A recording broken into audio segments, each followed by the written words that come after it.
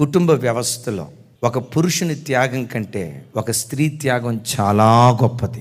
ఎంత గొప్పదో చెప్పమంటారా?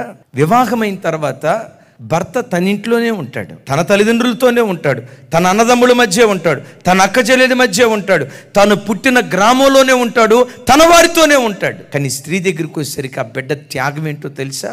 వివాహం అనే ఆ ఒక్క వ్యవస్థ ద్వారా 25 సంవత్సరాలు పెంచి పెద్ద చేసిన ఆ పేగు బంధాన్ని తెంచుకొని, పుట్టిన గడ్డను విడిచిపెట్టి, పుట్టి పెరిగిన ఇంటిని విడిచిపెట్టి, ముక్కు ముఖం ఎరుగని మనకు నమ్మి తన ఇంటిని వదిలిపెట్టి, అమ్మా నాన్న వదిలిపెట్టి, అక్కా చెల్లెలను వదిలిపెట్టి, అన్నదమ్ముళ్ళందరినీ విడిచిపెట్టి వచ్చి వివాహ వ్యవస్థ ద్వారా మన ఇంటికి వచ్చి తన ఇంటి పేరు కూడా మార్చుకొని అంత త్యాగం చేసుకుంటుంది. ప్రతి భర్త తన జీవితంలో దేవుని తర్వాత ఆ తర్వాత స్థానం తన భార్యకి ఇచ్చేటువంటి వాడిగా ఉండాలి.